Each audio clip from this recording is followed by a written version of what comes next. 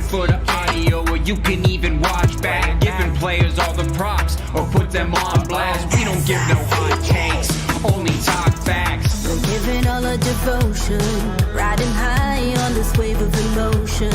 Going all out, yeah, cause this is our time. No, ain't no stopping us till we reach the finish line. All in, we came here to win. We're gonna give everything. S-I-C-K on the run. S-I-C-K, sick, sick. On fire, we're ready to fight. We'll bring the house down tonight. S-I-C-K on the run. S-I-C-K, sick, sick. Play it on the car ride, play it when you lounge. X and O, you know that we can hold it down. Shout out to my man Sammy, got it off the ground. And to all the listeners tuned in right now, got debates, analysis, and speculation. This is sports talk for the new generation. You know where to find us, got a reputation. Sick podcast, your #1 sports destination. We're giving all our devotion, riding high on this wave of emotion. Going all out, yeah, cause this is our time. No, ain't no stopping us till we reach the finish line. All in, we came here to win. We're gonna give everything. S-I-C-K on the run. S-I-C-K, sick, sick. On fire, we're ready to fight. We'll bring the house down tonight. S-I-C-K on the run. S-I-C-K, sick, sick. S-I-C-K, it's the sickest podcast. Tune in for the audio, or you can even watch back. Giving players all the props, or put them on blast. We don't give no hot takes, only talk back. S-I-C-K, S-I-C-K, S-I-C-K, S-I-C-K, S-I-C-K, S-I-C-K, S-I-C-K. All in, we came here to win. We're gonna give everything. S-I-C-K on the run. S-I-C-K, sick, sick. S-I-C-K, it's the sickest podcast. Tune in for the audio, or you can even watch back. Giving players all the props, or put them on blast. We don't give no hot takes, only talk facts. We're giving all our devotion, riding high on this wave of emotion. Going all out, yeah, cause this is our time. No, ain't no stopping us till we reach the finish line. All in, we came here to win.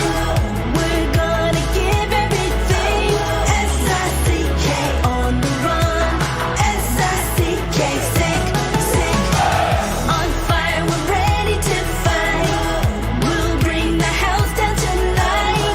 S-I-C-K on the run. S-I-C-K, sick, sick.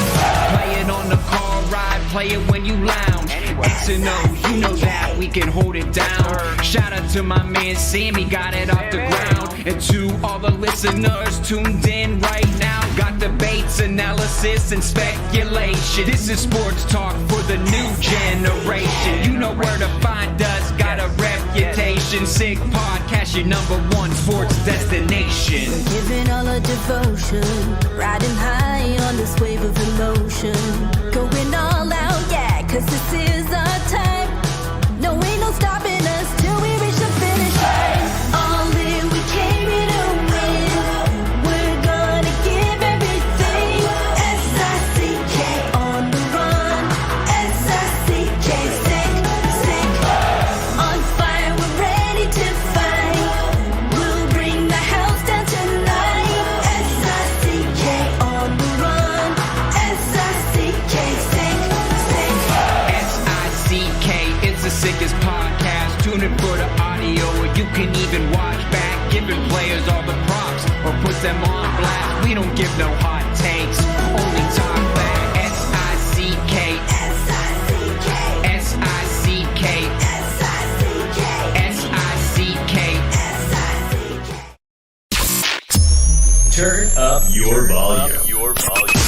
Because you're about to listen to The Sick Podcast. With Tony Marinaro.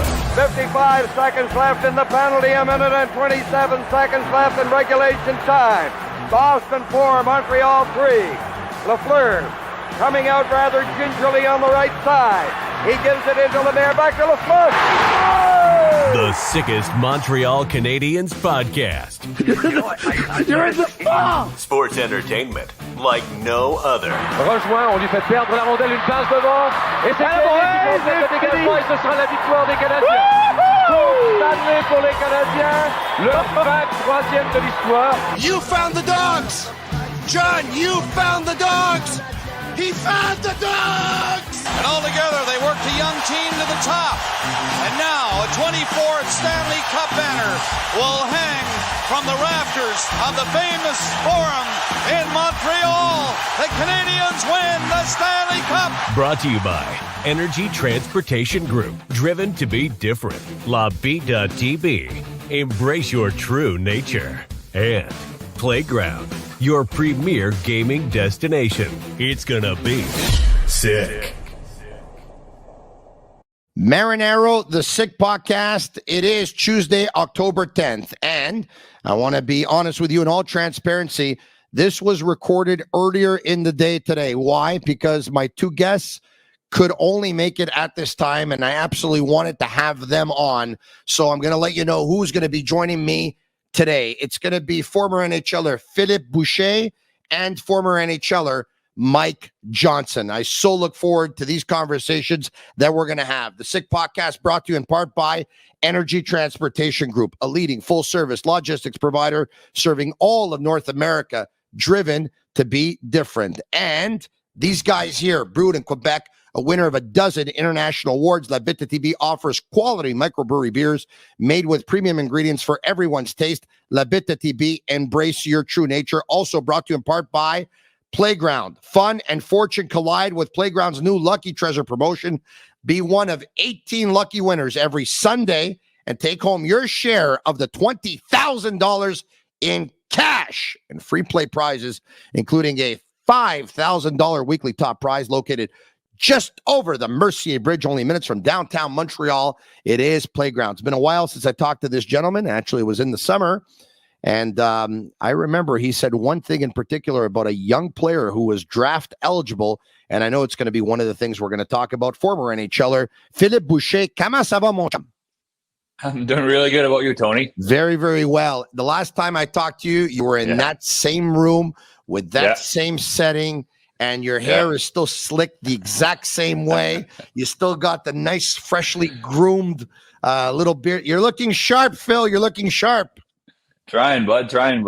Good for you. Doing my best. You're doing a good job. Thanks for taking me at this time of the day, by the way. You're very, very welcome. Thank you for giving me your time because, you know, I think guests like yourselves, Mike Johnson, you guys are so good. I've told you this before, and I told Mike the same thing.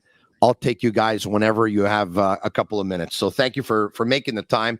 I know our sick army who's watching live via YouTube, Facebook, and Twitter. They very, very much appreciate it. All right. La grosse controverse au Québec. Have you heard it? No, go ahead. You haven't yet. Well, c'est partout, là. C'est partout. C'est la fin du monde. It's the end of the world, my friend. Why?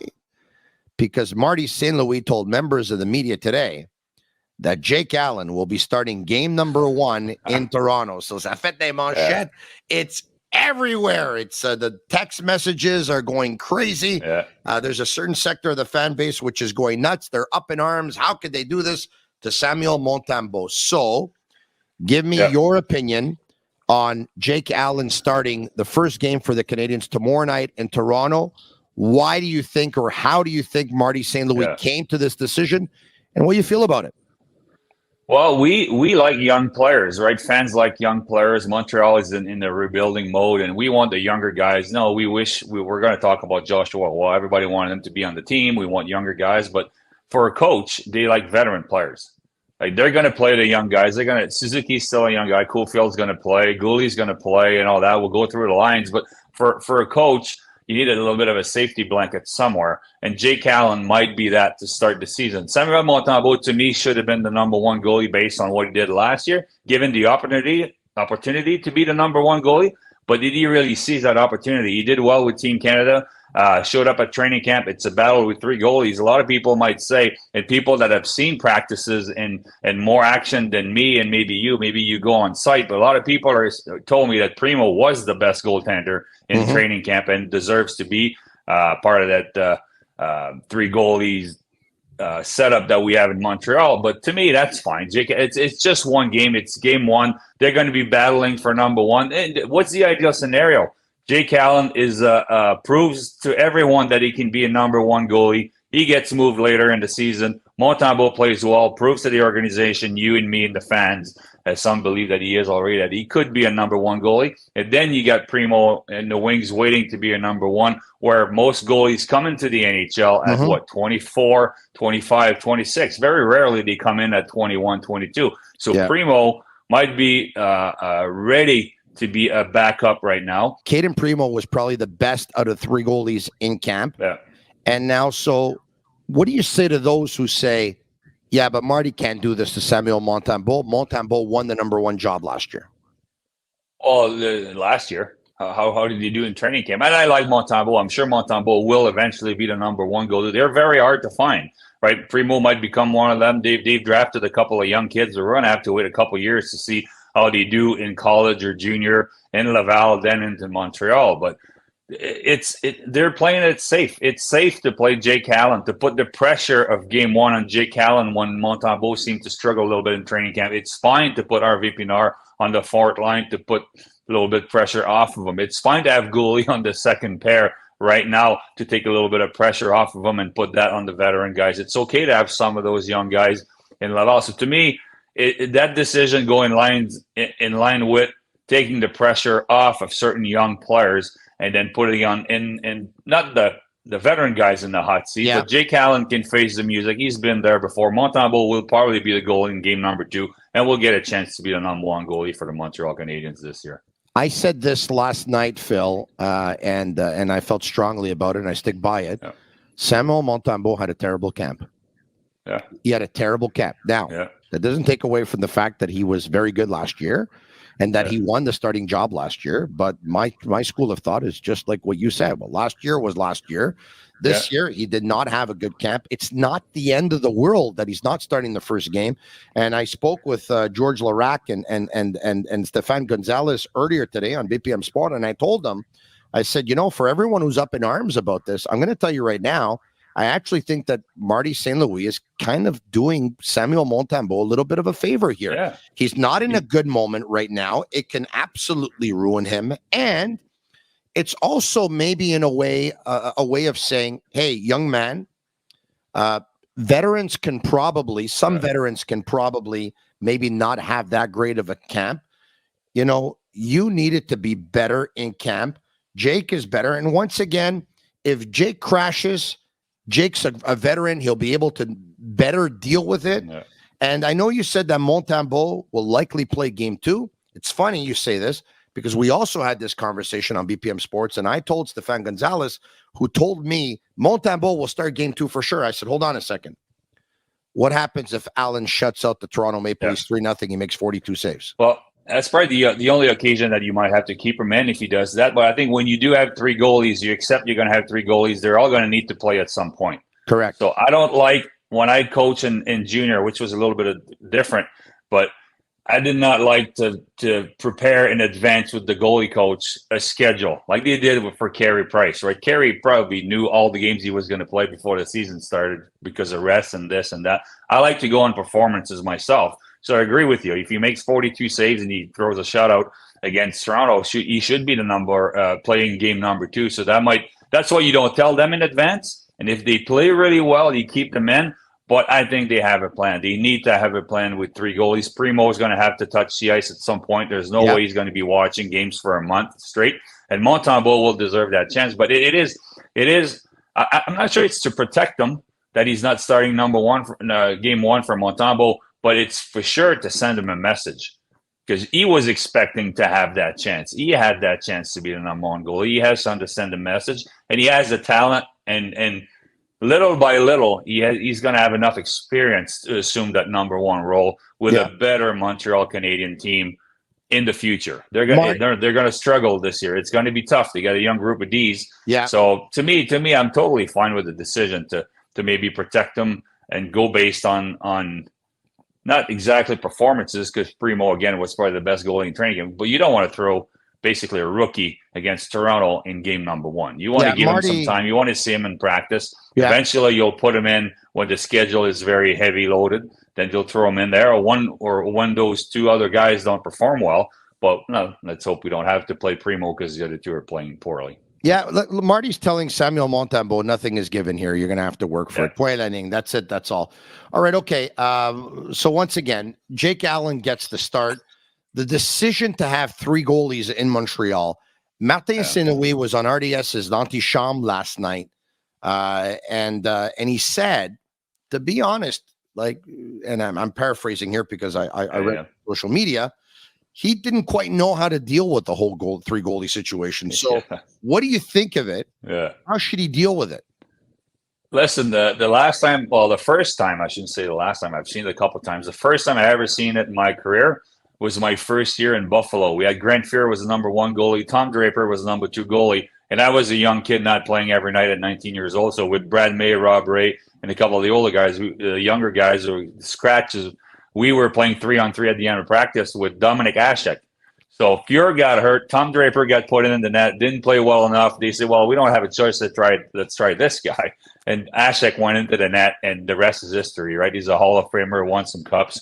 So that worked out for the Buffalo Sabres at the time. Amazing. Is it going to work out for Montreal? Let's hope so. Again, the only way this is going to work out is if Jaken Allen, for the best of the organization and the three players involved, Jaken Allen plays some good hockey. The contender comes and get him for a cup run, or for more consistency, or maybe 2 goalies in the playoffs. A lot of teams go with 2 goalies now, and then Montembeault and Primo are taking over. But for Martin Saint-Louis, it's going to be tough to handle. And I think one of the other part of that decision that makes it easy for the organization at the top, we have so many younger players in Laval already. You can have because you only have a 23-man roster. That's not a lot of players. So not a lot of teams go with 3 goalies because of that. But Laval is right next door. We got forwards that are ready to come play, 1 phone call away. We got defensemen that can come 1 phone call away. So it's okay to have 1 less. Most teams, what I like myself is 2 goalies, 8 defensemen, and 13 forwards. To me, that's the best lineup you can have, because you can, if you're stuck in California somewhere a long way, you can dress 7 Ds. You can play a D up front once in a while. It's hard to do it the other way. But with the depth of young players and yeah, that's fine. But would you have sent, pardon me, would you have sent Primo? Would you have left him unprotected? Well, they were afraid to lose him. That's I think so. And I think they made the easy decision. Well, it's a tough decision to keep 3 goalies, but to send Norlinder, to keep Islandon, it's all based on who you're afraid to lose. And it's a good sign that Montreal is afraid to lose some young players, because it was pretty thin there for some time. So I remember, I think this was the last time I had you on, or maybe it was right before that. Okay. It was right before the draft, and everyone was talking about, the top 4 or 5. Mm-hmm. And they were talking about it's going to be Bedard is going to go number 1. But then after that, there's another category. The other category is going to be Fantilli. The other category is going to be Will Smith. The other category is going to be Leo Carlson. The other category is going to be Matvei Michkov. And they would end it at that. And you came on this podcast and you said, hold on a second here. In that second category, everyone's forgetting a name. And I said, who? And you said this guy. Let's bring up his hockey DB. His name is Zack Benson. Yeah. And look at those numbers that he put up in the Western Hockey League in his first season in 24 games with the Winnipeg Ice, 20 points. In his second season in 58 games, 63 points. In his third season in 60 games, 98 points. Not a big guy. He's 5'9", $175. But you said this guy's talent level is off the charts. You saw him with Hockey Canada, and you said to me, Tony, if Zack Benson is available at 5 when the Canadiens pick, they need to pick this kid. What I think I said is they really need to consider him. The only reason I would have had doubts is because the size of the player and the role that Cofield's going to play on the team. So you do need bigger guys, but every once in a while, picking the smaller guys, they didn't go wrong with Caulfield. We know what's going on, and we'll see his career panned out in Montreal. But Zack Benson, I loved him. I loved the way he played in the summer. They had a U18 and the U20 camp grouped together, and they mixed it up. And everybody, Gouli was there at the time, and he did really well. And then at the U17, unfortunately, it wasn't a normal tournament. We had 3 teams, and the women's national team in preparation for the Olympics were there. But to me, he was by far the best player, the most creative player. And when push came to shove and big goals were needed, he was the one that scored them every single time. And it's funny, maybe that's why I'm drinking water tonight on your show, because I was basically on some of those websites, right? They like to make fun of us and some of the stuff we said. They were questioning if I was drunk on your show when I talked about him. So tonight, obviously, I'm not. Maybe I had 1 or 2 beers that last time. I don't remember. But I think I knew what I was talking about. And I think they know what they're talking about in Buffalo right now, because when asked why they kept him at 18 years old, is that we want to win hockey games. We're at a stage we want to win hockey games. And he makes our lineup better. He makes every line that he was on better. And to say that about an 18-year-old means a lot. So I'm not saying here that Montreal made a mistake.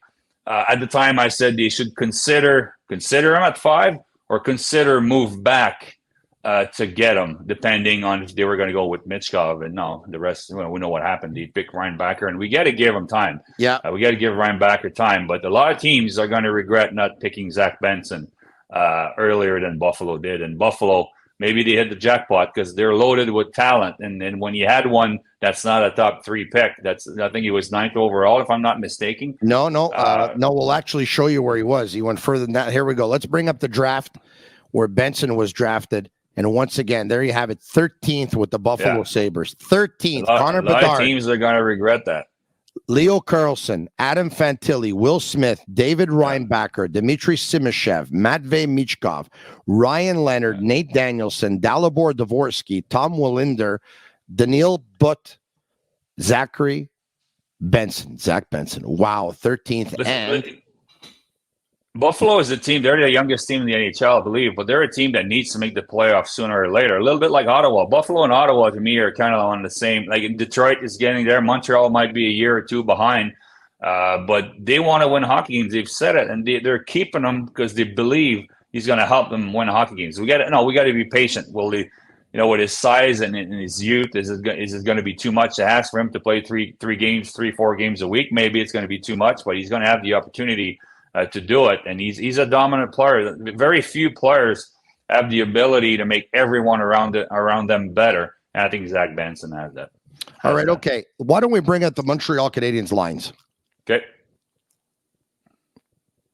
Suzuki, Caulfield, Anderson, Dach, Newhook, Slavkovsky.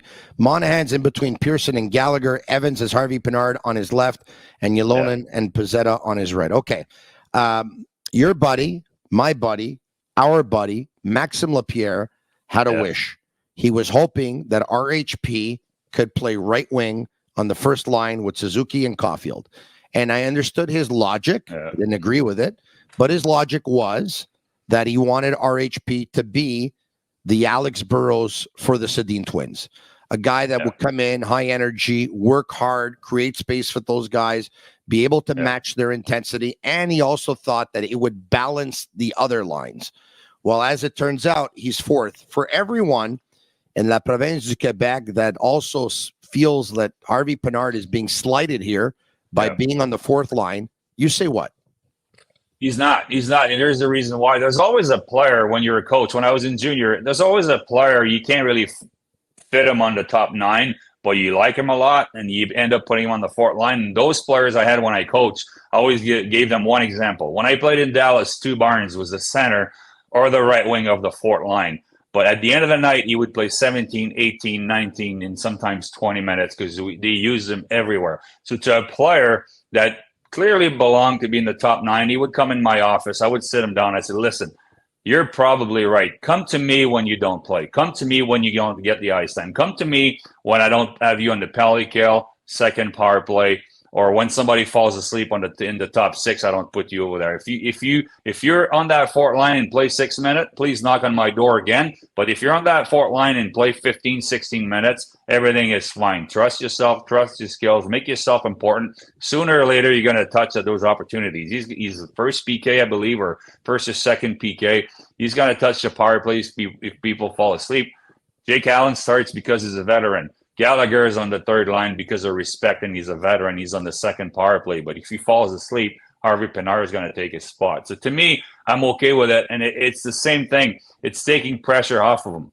Do I think Caden Gooley is the number one defenseman in Montreal? If he's not right now, he's going to be very soon. He's on the second pair. Pressure off of him. Take your time. You're still going to play the minutes. I think we're going to see Harvey Pinard play everywhere. And to that reference with Burroughs, no problem there. Who's better to sit in the bus or on the plane to talk to than Alex Burroughs if you want to be the sidekick to the Sedin twins, right? You can sit with them, you can talk. But Burroughs had a little bit more experience. Give it time. Give it a little bit of time. And I think we're going to see Harvey Pinard a possible perfect fit for that first line. All right. What do you think of Josh Anderson on that line? Because a year ago when Anderson did play with Caulfield and Suzuki, a lot of people said, not sure if Anderson's IQ is up to speed to play with those guys or his skill level. We do know he's a big guy. We do know that he plays a north-south game. We do know that, he puts his head down, the shoulder out. He crashes the net. He's effective. But can he play east-west with those guys? Can he think the game like those guys? Can he read the game like those guys? The answer to that is probably no. He doesn't have the same hockey IQ. Do you give them space? Do you give them time? If you do give them space and time, you're going to be effective. If you slow them down, then that's a problem. And he's going to have to finish once in a while because both of them, Caulfield is a hell of a shooter. But he's also a pretty good passer. Suzuki can feed everybody on the ice, and they're going to be put in some offensive role. But here we go again, back to Harvey Pinard and other players, and Monahan center to the third line. When there's 4 minutes left in the third period and you need a goal, you might see Harvey Pinard instead of Anderson. You might see Monahan instead of Anderson. But if it works out, it gives the Montreal Canadiens a lot more depth. I'm hoping it's going to work out if he buys them time and space. And there's some bigger teams on the east side this year. Everybody got a little bit bigger, a little bit tougher, more experience. Ottawa, whatever. Yeah. A bunch of teams are going to be contenders this year. So it's good to have some bigger guys. Let's hope we can give them space, because if not, it's not really going to work out. Being a former NHL defenseman who you would see on the power play, you had your share of power play time. I want to talk to you about Matthias Norlinder, who a lot of people had you just forgotten about him and said, this guy's not going to make the NHL. And then all of a sudden he comes in this year. He's your last cut. He's sent down to Laval, but he impressed a lot of people. What did you see from him? Because one of the things I said on last night's podcast, and I'll stick by that as well, with all due respect to Justin Barron, if Norlinder's a right-handed shot, I think he makes this team, Phil. I agree. He was one of the best surprises. I'm not sure he was a surprise to the staff, but he did really well. He can handle all situations. He played some good minutes. We don't have a quarterback really right now. He's got some offensive skills. What I like is you send him down, he's going to play a lot. He's going to play first pair. He's going to play power play. And when somebody gets hurt, especially if it's a puck moving, it's Madison gets hurt, odds are we're going to see Norlinder back, and Barron's going to be watching some games. Nothing wrong with Justin Barron. I don't think he has a dominant side of his game, which is killing penalties or being physical, cleaning the front of the net, or a shooter on the power play or puck mover. He's a very good player. That's why he's in the NHL, and he deserves to be there. But I think Norlinder has more potential to grab a chair, like Martin likes to say, to grab a chair, have a role on a hockey team. I think Norlinder has more potential, and we'll see him in Montreal fairly soon. And one guy I was worried about in training camp was Jakai, to be honest. He had a really good season last year, gets hurt. I'm like, he's got to be careful. There's some good young players in Montreal. Would somebody steal his spot? And that didn't happen. He had a really good camp, and that's good news. Really good camp. Like I just talked about with bigger boys out east and everywhere around the NHL. It's a very good news to see how the camp that Jakai had. I think Kovacevic had a fantastic camp as well. He was really good. You see that fly around my head? Yeah, don't worry about it. It's just a fly. You're not scared of flies. It's annoying. Hey, listen, so am I. So now you got to put up with me and the fly. But, you just said something about Justin Barron, and I like the way you put it. He's a good hockey player. He's good. He's good at everything. He's missing an X factor. There's a reason to let him go. And there's a reason Montreal wanted to give him a chance and he's in the NHL now. He's still a young player. We got to give him time, right? And if it doesn't work out in Montreal, maybe it's going to work out somewhere else for him because Mayhew's in line and Reinbacher's in line. There's Norlander and there's a lot of Hudson's coming. So there's a lot of good young defensemen in Montreal. It's a good sign that he's in the NHL, but you need to be really good at everything or dominant in one facet. Yeah, I think he's okay in everything. He needs to be a little bit better. Before I let you go, and we're going to bring in Mike Johnson of TSN in about a minute, I know you have a very strong opinion of Joshua Roy, who really impressed people over at Hockey Canada with the World Juniors, that they actually had him killing penalties, which was something people thought he couldn't do, and he did it very, very well. He looked good at camp. I was a little bit disappointed. I thought they sent him down a little bit too prematurely. But what have you seen from him? How close is he? Listen, my son called me on Friday night, Dad, what are you doing this weekend? I said, I don't know. I said, you want to come see me play in Laval? I got called up by Belleville. I said, okay. So I went to Laval, watched some boxing on Saturday night, went to the game.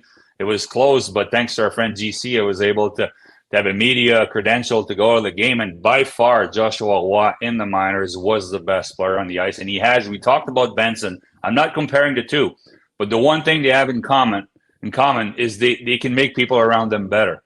Joshua Roy can score goals. We know that. I've known the first time I met him was in Pee Wee. I was the coach of the Ramparts. He was representing the Ramparts. He practiced with us. And the coach said, this is the next guy in the Quebec region, the South River in Quebec. He's the next guy that has a chance. And he was very good in junior, very good in midget AAA, very good with Hockey Canada. The only thing he needs to do is go to the minors. And then they have such a full staff in Montreal. Like Francis Bouillon's going to go sit with them, watch from afar and say, listen, you need to work on this, work on the details. He's going to get tons of points. He's got three, I wouldn't say very easy helpers, three very pretty helpers. And the thing is, when you go from junior to the pro level, you play with better players. When you go from the AHL to the NHL, and if you can access the top nine, you're going to play with better players, guys that can finish your plays, the guys that can feed you. And I think at that level, Joshua Roy, if he keeps working hard, if he commits his game, commits to block shots, maybe killing penalties like he did with Hockey Canada, he can be a very, very effective and good player for the Montreal Canadiens. But give it time. If he comes just next year, that's fine. If he comes this year because of injury, perfect. If he makes the most of an opportunity that he gets, fine. But if it takes a year or two, it's okay. A lot of guys went that way. Arvid Pinard went that way. Yeah, a lot of other guys have. Hey, Phil, when you played, did you ever go up against Mike Johnson? Did you ever chirp him? Did you guys ever give each other the stick? Anything like that? Did he ever dangle you and score a nice goal? He probably did. Yeah. Let's bring him up if we can, so that we can. Yeah, there we go. So you guys can say hello to each other. What's up, Phil? No, that never happened. All I remember is Bush could hammer a puck, and so when he'd go to shoot it, I would kind of want to block it, but kind of hope he went around me as well. Yeah. And trust my goalies. He shot it too hard for shin pads. Yeah, I wasn't known for my skating, more for my shooting, but I did okay with it for a while. Listen, smoke them if you got them. To do whatever works. Absolutely. Hey, Phil, thanks so much for doing this. And once again, we'll talk to you soon. All right, guys. Take care. All right, there you have it. There's former NHLer Philippe Boucher. And without further ado, making his debut on the Sick Podcast is TSN's Mike Johnson, former Montreal Canadien. And of course, you can hear him call a lot of those regional games on television. Mike is one of my favorite people calling the Montreal Canadiens. And I think he can attest to that because I sent them a couple of text messages over the past couple of weeks, pretty much begging him via text message. And here he is. Mike, thanks for doing this. I know those who are watching and those who will be listening very much appreciate it. Tony, thanks for having me on. We were just working out my scheduling quirks because I'm busy. I got to get a lot of stuff going on. And so making sure that I am not inconveniencing you. But listen, I love talking to you. I love listening to you. I dive in and listen when I'm on the road to hear what you have to say. So I'm happy to be here. And picking up on what Bush was just talking about. Yeah. We got a million things to talk about. Like I think you probably heard me during the World Junior tournament last year. I was fawning all over Joshua Roy.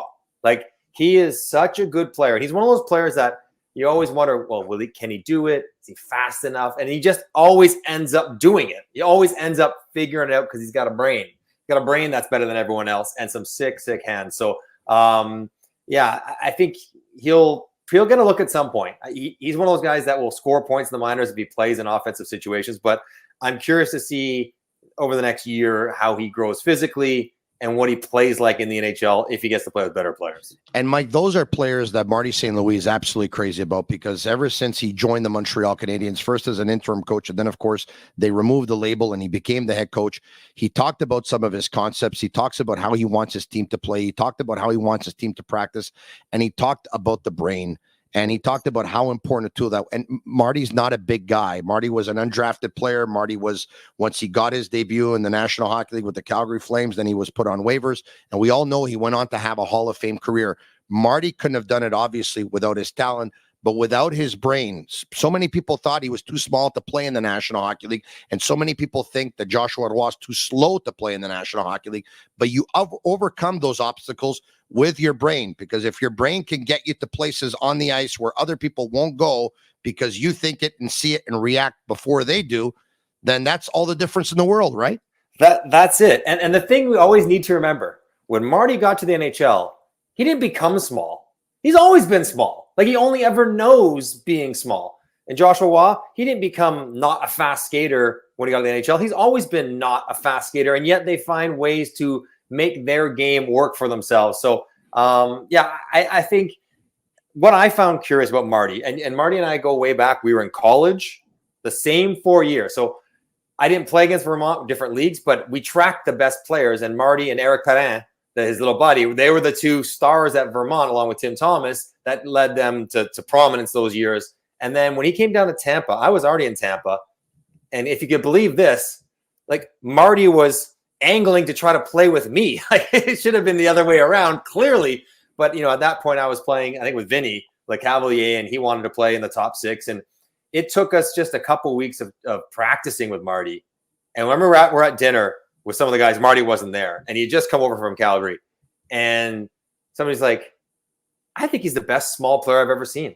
And I had played with Steve Sullivan, who was a really good smaller player. And I'm like, yeah, he might be. And at that point, he's playing 6 minutes a night. He barely was getting on the ice, but you could tell it was in there. But when I listened to Marty talk last year, the one thing that he spoke about, which I've always sort of debated internally, Tony, is that, can you teach hockey sense? This idea that it was sort of always innate. Either you had it or you didn't. Either you watched a lot of hockey growing up and it just kind of is there, or it's not. And you can be an NHL player and a good one without great hockey sense. But he thinks you can. And I find that fascinating, that he thinks you can help improve, teach, coach hockey sense, which it's always kind of been a gray area whether that's even possible at the NHL level. Yeah, one of the things they like to do in practice is they like to have a lot of small-sided games so that your reaction time has to happen a lot faster, because you guys always got somebody on you and you're in small, tight spaces. That can improve hockey IQ. I'm wondering, and I never asked Marty this, and I don't know if he would tell me, but I'm wondering if they do anything in terms of neuro tracking or in terms of science to try and improve that hockey IQ, because I know that those are certain methods that in certain places in Europe that they do use, right? Yeah, I mean, like coaching, the sophistication of coaching has come so far. I mean, I retired, 14 years ago or something, and they're doing stuff that was not even heard of back then. But like, you can picture the athletes in front of a light board, and they're trying to recognize lights and react to different stimuli and have their brain process information faster. And yeah, that works. Like, I remember, we were training a long time ago, Tony. We're like year 2000, and like Eric Lindros was there. We're at Chris Broadhurst was our trainer in the Leafs. We're at his clinic, and they had at that point cutting edge stuff where like it was a screen where the dots lit up on the screen, and then you had to move your feet and touch the dots, kind of, same kind of idea. And we were all competing as athletes and as the hockey players. And let's say we're doing it in 30 seconds with the fastest guy. I remember a female tennis player, I think Sonia J. Seelan, former Canadian tennis player. She jumped on there and did in like 22 seconds. And we all were like, what is going on here? So I think she wasn't bigger than us. Yeah. She was used to doing it and processing faster than us and having her body react to the stimuli. So maybe that is something that you can get into to maybe help that development. Seeing as you played with Marty, we all know how great a power play player Marty was. I mean, Marty was a great player, period. But on the power play, I mean, he was absolutely lethal. Yesterday in practice, there were some images that were taken that showed that Marty was giving a lot of direction to the power play and was very involved. Going into the season, Alex Burrows is their power play coach. He has been since taking over from Kirk Muller. Unfortunately for the Canadiens power play over the past couple of seasons, they haven't had great stats. One year they finished with the second worst power play in the league, and the other year they finished with the fifth worst power play in the league. The good news for Burrows is that the Canadiens have not been very good for the past couple of years, so that kind of explains it. But how do you see this whole thing shaping up in terms of the power play? Would you suggest that, and ultimately the head coach is the guy that has final say, should Marty get more involved? If he does that mean that Burrows feels less involved? How would you manage this whole thing if you were Kent Hughes? So I would first say there's probably two parts to coaching a power play in the NHL, right? One is what your team's doing. One is reacting to what the other team is doing, like a pre-scout. So Alex Burrows could probably certainly do a pre-scout and say, okay, we're playing Ottawa. This is how they penalty kill. This is where they pressure, and preparing guys like that. That I think, and that would be on his portfolio of things that he's supposed to take care of, because Marty can't do everything, doesn't want to do everything. That's why he has assistant coaches. But the other, probably more important part of the equation is, what is your team doing, and coaching your team's and philosophy and systems, and whether it's Marty talking to Alex Burrows and then Burrows communicating to the power play group, or whether it's Marty cutting out the middleman and saying, listen, I'm going to talk to the power play. Alex, you're going to be there listening, and it's going to be a collective, collaborative message, but it's coming from me, and then you drive it home as I leave the room. I think that's fine. Like, I think Alex Burrows is comfortable enough in who he is as a coach and who he is as a person and player to not get offended that somebody else might have another good idea. Nobody should be so presumptuous to think that they have every answer, even if the guy's a better player or he's been a longer coach. Everyone has different ideas. So I would make complete sense for Marty to become more involved, because the one thing about Marty as a player was funny, Tony, because it took him like 10 days of becoming a regular. Like, once he got off the fourth line and started playing in the top six or whatever, like within a week, he was up in intermissions, him and Vinny and Brad Richards going back and forth. And like, we need to do this. He'd be in John Tortorella's office saying, we need to do this. Like, he has ideas, good ones. And so once he was comfortable as a player, he didn't care. He didn't care about anyone's feelings. He was just trying to become as good as he could be and as good as the team could be. So I think it'd be probably the same sort of philosophy as a coach. It's like, you don't hurt anyone's feelings. Just, you know what, get the best group on the ice. Problem is, two things. Do they have who's the quarterback? Is it Suzuki? Is he the half wall guy? Like, we know Cole's the shooter. Yes. So I guess it's Nick. Okay. They don't have a point shooting threat. I think Arbor Jacki probably shoots it best, but he's not really a power play guy. So they don't really have a point shooter facilitator at the blue line. Maybe it's Mike Matheson. Maybe it's him. But, you can have all the best systems in the world, Tony.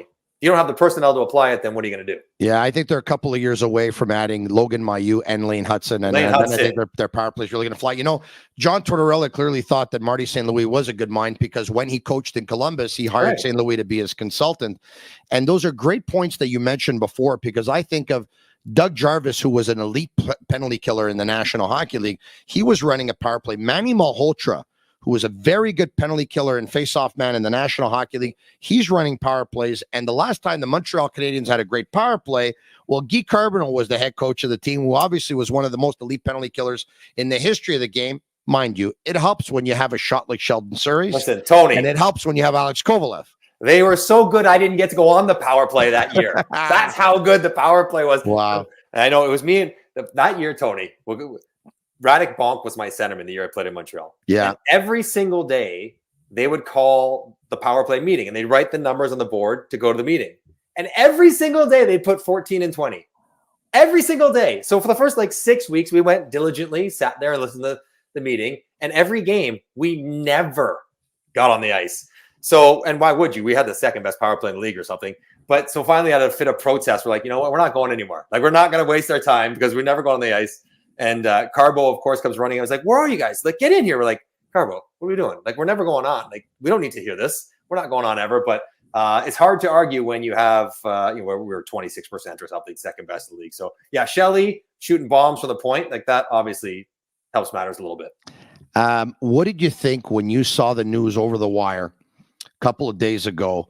It was Sunday afternoon that Yoel Armia was put on waivers along with Gustav Lindstrom. Here's a guy who has been in the National Hockey League for some time, signed a 4-year deal at $3.4 million per season. A big body on a team that can always use one, but has lacked a lot of consistency and maybe even passion on some nights. Were you surprised? I was, because we're always surprised when a prominent player goes on waivers. You know what I mean? Like, it just doesn't happen that much because it's a bitter pill because the organization is acknowledging we screwed up. Now, it's not these guys who screwed up, but we screwed up giving him that contract because he's obviously playing at a level that we don't want. We're willing to eat the money in the minors as opposed to having him in the NHL. There's that. That's my first thought. My second thought is, pardon me, Mike, it probably helps because the contract came from a previous management. 100%. It's not our guy. I'm like, we're cleaning up someone else's mess. Absolutely, Tony. Don't think that sort of stuff isn't in the ether of the minds of the all around the league. Second, I'm like, I feel bad for Yoel Armia. Like, he wants to be good. Is whatever's going on in his game, it's not working. But like, sucks to go to the minors after you've been in the NHL for 10 years, no matter how much money you make. But the third part, and this is the part that matters most to Montreal, it immediately drives home a level of accountability that all the words in the world cannot deliver. Because right now it was like, okay, whoa, gets everyone's attention. If you deserve to be here, if you earn it, we're not going to stop you from being on our team. We're going to make tough decisions, eat money, financially, whatever, because the guys that deserve to be here get to play here. And I think that is a message that is hard to deliver in the NHL. And I think some people would say for Armia, it's probably overdue that was sent to the room and to him. Mm-hmm. But it's it would get everyone's attention. But also, if you're a bubble guy or a guy in the minors, it would make you, respectfully to Joel, it'd make you excited. Like, okay, listen, if I outplay people, I got a shot. And that's all you can really ask for. Mike, I want to bring up the Montreal Canadiens lines for you for a second here. And here we go. We'll bring them up. All right. Suzuki once again has Caulfield on his left and Josh Anderson on his right. Dach centers Newhook on his left, Slafkovsky on his right. Monahan with Pearson on his left, Gallagher on his right, Evans with RHP on his left, and either Ylonen or Pezzetta on the right. I'd like to keep them up if we can. Kirby Dach last year was a perfect fit playing with Suzuki and Caulfield. His production was great. They looked great. It was magic out there, right? But when they went out and they made that trade for him, Jeff Gordon, Kent Hughes, Marty St. Louis, maybe even Vinny Lecavalier, they saw in him a guy that, was very much a centerman, and either a number one centerman or a number two or a 1A or a 1B, but he and Suzuki were going to be the guys going forward. Even though he put up a lot of points, there he is to start the season back at center because that's where they see him. Yeah. But this team has a lot of centers. Newhook is a center who could play wing. Monahan's a center who can play wing. Pretty soon, Dvorak will be back, who's a center.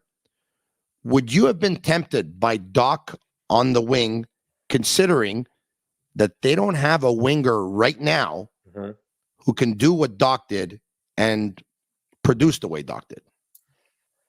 Of course, you'd be tempted, but I wouldn't have. You wouldn't. Listen, I was a winger, so I don't want to dump on wingers, but we're easier to find than centermen. It's way more important for Montreal going forward. And I think you have to understand, as everyone does, as Marty would, and be secure in your job that they're not there this year, right? Montreal's not going to challenge for a Stanley Cup. They're not going to probably even challenge for a playoff spot. They're still about growing. So how does this team become the best version of itself 2 years from now? And I think that would be Kirby Dach becoming a solid second-line center in the NHL. He's shown he can be essentially a first-line winger, but can he be a second-line center, help drive offense himself, not just work with other really high-end players, but maybe be the go-to guy? And if you look at the line he's on with Newhook and Slafkovsky, he's going to have to be the facilitator. He's going to have to be the guy who helps those wingers get involved in the offense. And I expect, you forget how high he was picked. and how tough his start to his career was with the wrist injury and all the rest of it. Yeah. Like, he's still figuring it out. But when I watch him, we did the 3 preseason games there last week, and he's a monster on the ice, big and strong. You kind of forget how physically imposing he can be. Yeah. So I would have done the same thing. Like, honestly, I look at the lines right now and I look at the roster and who's available to them. I don't know if I would have done almost anything different, except, I don't know what their plans are for Tanner Pearson. Harvey Pinard could push maybe higher up in the lineup, play on the third line, whatever it might be. Yeah. But I mean, I probably would have done the same thing. And like, am I concerned about the second line scoring? Of course. Because Slafkovsky doesn't generate a ton on his own. Newhook hasn't scored at the NHL level. Dach figuring it out. Am I concerned about the third line being a little bit slow? Of course, because they're all not super fast skaters. Like, these are concerns, but this is what you're working with. Yeah. And you hope that Harvey Pinard can knock Pearson or Gallagher out of that spot. Yeah, that's what I see happening. Mike, I think that Harvey Pinard obviously has the potential to supplant Pearson, and they may invert to a lesser degree, but I think it's possible that Ylonen could do the same thing with Gallagher. Having said that, I mean, I think it's less of a stretch. I think if Brendan Gallagher is healthy, he could still produce more than Ylonen. But it's also a question of, and I had this conversation with Eric Engels, sportsnet.ca last night, was that Eric was saying that he thinks that Pearson and Gallagher probably would mesh better with Evans than they would with Monahan. That remains to be seen. We'll find out. But, I want to get back to Dach for a second. I'll tell you this, because you rightfully talked about where he was drafted 3rd overall. There are several members of that staff, let me just put it that way, who believe that of all the players on the team right now this year, the highest ceiling is Dach. There's more than one member of the staff that believes that Dach is the one that has the highest ceiling. And if you go by the draft, it points to that. He went 3rd overall. I know Slafkovsky went 1st, but we can also make the argument that if Dach was draft eligible the year Slafkovsky was, maybe Dach is 1st and Slafkovsky's not. But what is, you talked about him being a second line centerman. Who does he remind you of? In the league today? Yeah. Let's see. I mean, I'd have to kind of scour real quick. I mean, could it be a lighter version of Pierre-Luc Dubois? Dubois is not like, Dubois is maybe a bit meaner. Dach's a bit faster. Dubois got really good hands. So does Dach. Like, maybe someone like that could be a potential comparable, which would be a heck of a comp to be. Pierre-Luc Dubois, who also plays a couple of positions. Yeah, he can play, on the wing or in the middle. And the only thing I like about Pierre-Luc Dubois is he's mean. I don't know if Kirby Dach is mean yet. He's got to realize how strong he is. Like, when you run into him, you sit down. But, Pierre-Luc Dubois gets a little greasy every now and then. But, maybe someone like that. I'm trying to think around. Yeah, can he be, and I'm going to bring up an elite player here, can he be another version of a Ryan Getzlaf? Getzey had better hands. Yeah. Getzey was so mean. And think about Ryan Getzlaf, he looked like he was playing in slow motion until you tried to catch him. Really? No one could. Yeah. He was a fast skater when he wanted to. He just liked to do everything in slow motion. I was almost going to say, without the shot, like again, another really good Zibanejad. Zibanejad's a good one. Zibanejad can shoot it better than Dach by a mile, like that one timer or something special. But, same kind of body, same kind of heavy, plays with good players. Like, that maybe is like, if he could grow into the absolute ceiling, maybe something along those lines, maybe a little bit less than Getzlaf. But the point is, the fact that we're tossing these kind of names around tells you that the physical package of skills is borderline elite. Can he wrap the intangibles, intensity? Can he wrap the health, the confidence? And what do we talk about at the beginning? Like, the brain. Yes. Can he, can he figure out the offensive side of the game? So, but I want to see him try, and I would be hesitant even with injuries. Like, dude, you're the second line center. We'll switch your wingers around, and you can play on the power play with those guys. But, like, you are going to log 20 minutes a night, and you're going to play against Austin Matthews and Tim Stützle, and, like, we're not going to hide you from Alex Barkov. Like, this is what you're going to get. and there'll be some tougher nights and some tougher moments, but you will be better for it. I think, and I don't know if we're going to stress too much about the stats, Tony, because like given his wingers, like should we expect 60 points out of him? Given his wingers, it might be tough. Might be tough. All right. Okay. So the rebuild, you talked about it before, and they've made no bones about it, right? When they came out at the golf tournament, Jeff Gordon, Kent Hughes, Marty St. Louis, they all talked about growing individually, growing as a unit, growing as a group, growing as a team. The goal is to get better every day in all of those categories. Mm-hmm. But where do you think we are here in terms of the rebuild? Because they said, yeah, we'd like to make the playoffs, but is it the be-all, end-all? Where are we? Because the way I look at it, and I'd love to hear your take on this, is that I think they went through the worst, and I think they've turned the corner, but they're not at a point where they're picking up speed yet. But they've turned that corner. But the thing, Tone, they went through the easy part. Like, stripping it down is not hard. Like, like becoming a bad team and trying to dump bad contracts and building from a clean slate, that's not that hard. Arizona just went through it, right? The hard part is then finding the players you can build back up with, not making mistakes with your picks, using your cap space wisely, all that stuff, that the opportunities that you're provided after you strip it down. Yeah, so they've stripped it down now. Armia would have been one of them. There's probably a couple of contracts. You love Brendan Gallagher. His contract's a tough one right now. That are not optimal on their team. But I think they are, they've bottomed out. But this is the hard part, though. Like, how do you balance, everyone wants to be competitive, but you're still trying to grow and think long term. But in the moment, everyone's just trying to win in the moment. I think they are probably 2 years away. So this year and another year, and then come talk to me, whatever that would be, the 2025 season, 25, 26 season. And then we'll see where they're at. But they still need things, right? Was Sam Montembeault legit, Tone? You think? Well, he's not the starting goaltender tomorrow night in Toronto. And by the way, here in the province of Quebec, it's caused a little bit of it's almost scandalous. It's almost scandalous because the whole thing here is Samuel won that number one job last year. Yeah. Did he deserve this? And I say this, and I just talked about it with Philippe Boucher. A, I don't think it's the end of the world. B, unfortunately for Sam, I don't think he had a very good camp. As a matter of fact, I think he had a bad camp. C, I also think that this is Marty St. Louis basically telling us, he said it. He said, for tomorrow night, I think Allen gives us a better chance to win. Right. And because Allen's shown that was more ready in camp. And you know what? Montembeault is going to play. It's not because he doesn't start the game that he won't end up being the number one this year. Sure. They have three goalies. It's going to be quite a juggling act. So a couple of thoughts. One, I totally get what Marty's doing. And respectfully to Sam Montembeault, he doesn't have the body of work to cause a kerfuffle if he doesn't start. Like he was better last year. Okay. Yes. But that was the first year he's ever had like a save percentage over 900 in the last 7 years of hockey. Like, it was a great season, like a top 12 in the NHL kind of season.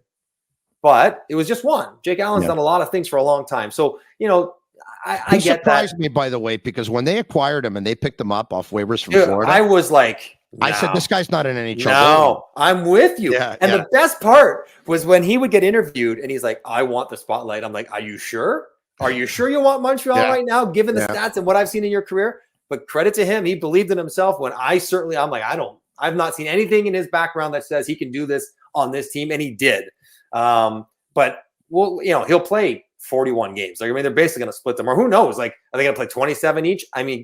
I played, Tony, briefly with Arizona. We had Sean Burke, we had Brian Boucher, and we had Ottawa Senators goalie coach Zach Burke, Skid Row, Sebastian Bach's brother. Quite a lot of great stories on the plane from him. But for probably 4 or 5 weeks, we had all three guys of varying degrees of health. And I'll tell you what, nobody was happy. Like, not the goalie coach, not the starter, not the backup. Nobody was happy. It does not work. I don't know. I guess Katie Primo's happy. He's getting a one-way. He's getting paid, and he's in the NHL. I don't know. I don't know this for a fact, Mike, but I think that if Allen could be picked up, and it's a pretty big contract for where he is at this stage of his career. If he could, two young guys could push each other, could compete against each other, can battle it out. And that's not the ideal way to go when you have goalie duels. Usually it's a younger guy with a veteran, but where they're at in this rebuild, maybe that's what it's at. I'm not sure, but I can't wait to hear, because yesterday Marty said on RDS's Anti-Sham, he said, to tell you the truth, I don't really know how to deal with the 3 goalie situation yet, but we'll figure it out. Yeah. Ask your goalie coach. Figure it out. But like in Arizona, we had it basically one goalie went on before practice for 20 minutes, then punted. The 2 goalies that were playing in the next game then did the whole practice, and then the starter punted. And the guy who was waiting for an hour to come back on the ice then would come back on after practice and get extra work. It's not right. Mike, I so enjoyed this. Thank you for accepting the invitation. Thank you for agreeing to be a collaborator on the Sick Podcast. This is going to be a treat for Montreal Canadiens fans. We're going to have a lot of fun throughout the season. Thank you, Mike. All right, pleasure's all mine. That half an hour flew by in a hurry. So yeah, there you go. There you have it from TSN Television, and he provides color, of course, the Montreal Canadiens regional broadcast. There you have it, Mike Johnson. Once again, for those who missed it, this was although it was live on YouTube, on Facebook, and on Twitter. We set the time for that. It was recorded earlier in the day to accommodate Philippe Boucher's schedule and to accommodate Mike Johnson's schedule. And so I definitely wanted to do that. All right. Okay. So Marinaro, at that point, I want to once again thank everyone for watching, everyone for listening. Very much appreciate everyone taking the time, of course. And you are my Sick Army. You are my Sick community. Tomorrow night is game 1 of the NHL season for the Montreal Canadiens, who are going to visit the Toronto Maple Leafs in Toronto. And Jaken Allen is going to be the starting goaltender. And here we have it. It's caused a stir. This is the beauty of Montreal. That's it. This is it. So for Agnello, Sammy, and Juliana at Master Control, they're Cavallaro. I'll be back tomorrow night. Same time, same place, 10 p.m. right here on the Sick Podcast. I'm Marinaro. And that's a wrap. Hope you don't miss us too much until next time. Follow the Sick Podcast with Tony Marinaro on YouTube, Instagram, Facebook, Google Play, and Apple Podcasts. The Sick Podcast is brought to you by Energy Transportation Group, driven to be different. LaVie.tv, embrace your true nature. And Playground, your premier gaming destination.